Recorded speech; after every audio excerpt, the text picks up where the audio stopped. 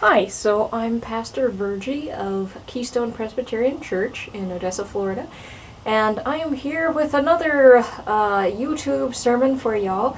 This one, I'm sorry it's taken me a long time to put this up. We actually did a special Sunday where we celebrated the legacy of Fred Rogers from Mr. Rogers' Neighborhood. And so, because of that, we had this little puppet that Sunday, and he helped me to do the announcements, and you did a great job. Thanks. But I wanted to make sure that y'all get to meet him, those of you who weren't able to be at the worship service, and see him helping me to do the announcements. Yeah, great idea. I'd like being here. Great. You're a real ham. I guess. Well, anyway, so this guy, like I said, he was with me during the announcements. He wasn't really part of my sermon, except very briefly, so you'll see. But anyway, he's gonna just hang out, and he's gonna listen, and you're a really good listener. Thanks. All right.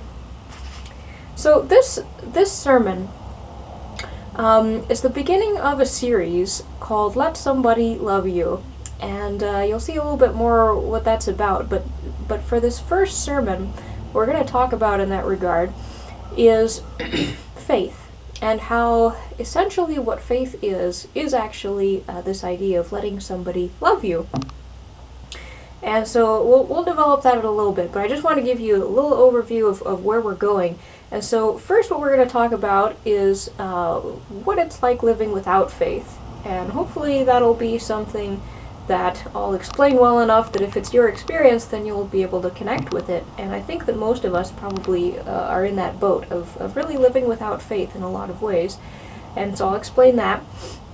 And then we'll talk about what faith is and what it looks like to live with faith. And then finally we're going to talk about how to increase your faith. So how do you go from A to B? How do you become a person that is living out of faith? And what does that mean?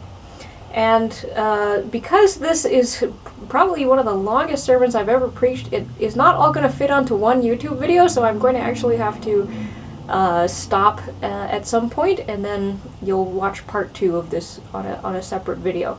Sound good? Okay, great. Glad it sounds good to you. So, when we think about faith, I titled this sermon Childlike Faith, and part of that is because we associate faith with childhood, which makes a lot of sense, because there's this sense in which children have just an incredible amount of trust in people, because oftentimes they haven't learned yet not to trust people. They haven't realized that some people are not so nice and you could get hurt. And so, they will sometimes, like a little, 5-year-old or something, will just run right up to a complete, total stranger, and they'll start just yakking away and telling about all of their deepest feelings and their favorite toys and everything that's important to them. They'll just put it all out there. And so that's what we talk about as childlike faith, or as this inspiration, as this example of what faith can be, sort of at its height, or the pinnacle. But childhood is also a time of the exact opposite as well. Not just faith, but a time of real fear. Because children have these just terrible, irrational fears sometimes. And that was something that Fred Rogers, who we talked about at church the Sunday that I did this sermon, Fred Rogers really reminded adults that we need to be aware that children have those kind of fears, these sort of fears blown out of proportion. So, for example, he sang a whole song about how children can never go down the drain because you're too big to fit down the drain. And another time he talked about Mr. McFeely. You know Mr. McFeely, the delivery guy? So Mr. McFeely, the delivery guy, came in one day with a puppet, or not a puppet, sorry, a doll that looked just like him. It was a doll that was made to look like Mr. McFeely, kind of like the puppet that we have here.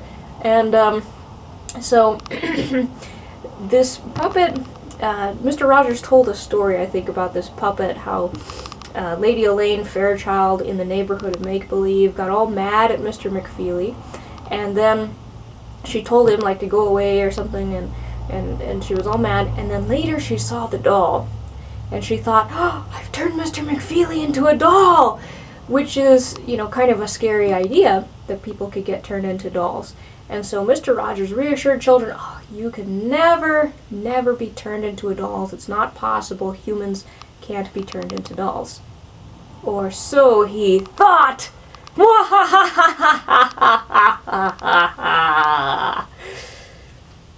That was, well, that evil laugh was better than the one you did on Sunday, but still, could use some work. Thank you. I'm glad it was an improvement. But anyway, so that was my evil laugh. And I mentioned it on Facebook, that's why I felt like I had to reprise the performance today. Anyway, the point was, children often have these kind of irrational fears, which as adults we look at that and we think, man, that's laughable, how silly that a child could think that sort of thing. And we have to be careful not to actually laugh at children, right, when they say things like that.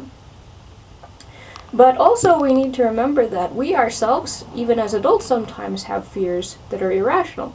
And for us, usually those fears, they don't seem as irrational because they're based on reality a little bit more.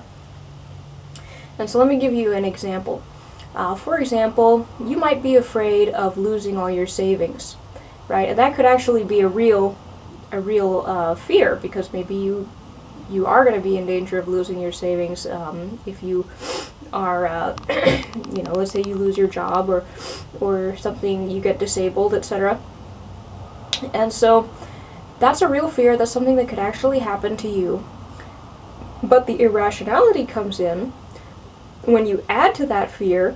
You sort of augment that fear by thinking to yourself, if I lost all my savings, then I would be disgraced. Then no one would have any respect for me anymore. Then I would have to ask people for money, or then I would have to depend on the government, and that would mean that I had zero self-worth. Right? So that second part is actually irrational. Even though the first part is true and it's a real fear, it's something that could actually happen, the second part is starting to get more irrational. Or another thing, maybe you did get disabled, maybe you did lose your job, again, or maybe you're just afraid that those things will happen. So if those things are a real possibility, right, that's not irrational, that could happen.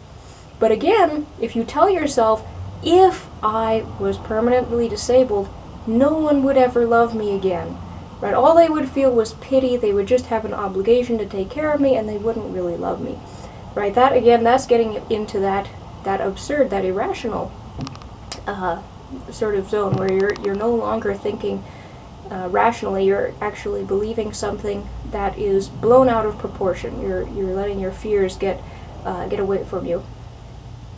Run away with you, is what I'm saying. Okay, so I want to just sort of get at this to help us understand where these irrational fears are that adults tend to have, and it's even more than just about those kind of big things that might happen in your life. So even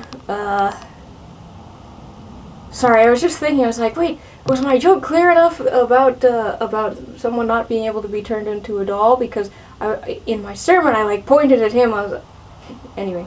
Now I lost my train of thought. Sorry about that. I'll have to think again. maybe I'll have to do this video again. Maybe not. We'll see. Oh yeah. I was talking about what it's like, this living without faith, this kind of self-doubt that we have. Because, like I said, it's not just in those kind of big areas of, losing your job or losing your health, where you have these fears that maybe no one will love you or maybe you have no self-worth. Those kind of fears tend to come up even just in little everyday kind of activities and just little decisions that we make about how we're going to live. For example, what are you going to eat? A lot of people have a great deal of anxiety, or even just a little bit of anxiety. Even, just a little bit of anxiety about what you eat could be something irrational, something that's kind of silly, really. where you feel like, oh, I have to watch the calories, because if I don't have a certain body type, then no one will love me. Then I won't be attractive anymore. I won't be desirable. I'll have zero self-worth.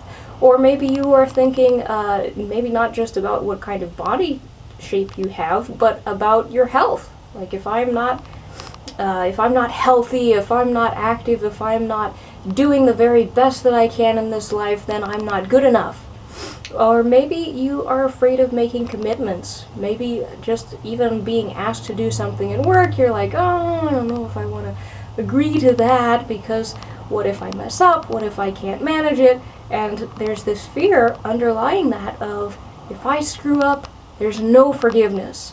I have to be perfect. I have to do everything right, because there's no second chances.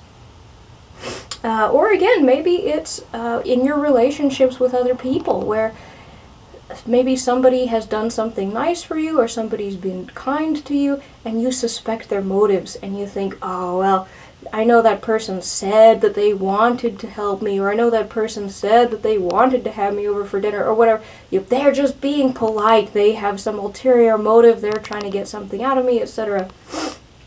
And so all of these doubts spring from this place in ourselves where we just don't trust, and we just don't believe that we really are loved, and that no matter what we do, we can be forgiven, that we are forgiven, and that we are wanted, and that we are desirable, and that all of our mistakes are of no consequence. Ultimately, they're water under the bridge, right? So that's what it's like living with this kind of doubt, living with this kind of fear. And so I hope that I've explained it well enough to give you some idea of what I'm talking about. So that's what I mean about living without faith. So now that you know that, we're going to look at the Bible, and we're going to look at some scripture here. And we're going to look at a very famous passage on faith from Hebrews 11, chapter 11. And you'll recognize it. Do you want to read for me? Okay. Now, faith is the assurance of things hoped for, the conviction of things not seen. Great, perfect. And I want you to skip down, because that's sort of like the introduction to this chapter, where it says something about faith, and then it talks a little bit about some of the people in the Bible who had faith, and so it talks about Abel, and it talks about Noah, and then it talks about Abraham. And Abraham is sort of the prime example of faith in Scripture. So you want to go ahead and just read us a little bit about Abraham as an example of faith? Sure. By faith, Abraham obeyed when he was called to set out for a place he was to receive as an inheritance, and he set out not knowing where he was going. By faith, he stayed for a time in a land he had been promised, as in a foreign land, living in tents. Sure. Great, and you could skip a couple of verses there and go on. By faith, Abraham received the power of procreation, even though he was too old. Never too old. Sure. And Sarah herself was barren, because he considered him faithful who had promised. Therefore, from one person, and this one as good as dead, descendants were born as many as the stars of heaven, and as the innumerable grains of sand by the seashore. Great, thank you. Beautiful reading. So this text tells us about Abraham as this example of faith. And we think of him especially as an example of faith because of the way that he left his home, the place where he had always lived, to go and take possession of this land where he'd never even seen it. He didn't really know how to get there or anything. But he's this amazing example of faith, and he's also an example of what happens when you do believe, or what is possible. Abraham, I mean, it's impossible to quantify the contribution to civilization that he made. I mean, he was the father of 3 major world religions, not just of many nations, but it's just incalculable how much God blessed him and what fruit was produced by his life. Excuse me. So I think, I'm not sure how much time we have left on this video, but I'm gonna leave off here to make sure that we have enough time, that we don't just sort of get cut off suddenly. So next video we're going to talk about what faith is, and also how to increase your faith. So we've talked a little bit about what it is not living with faith. So next we'll talk about what is faith, what does it mean to live with faith, how do you increase your faith. Great, sound good? Great. Excellent. Alright, see you soon.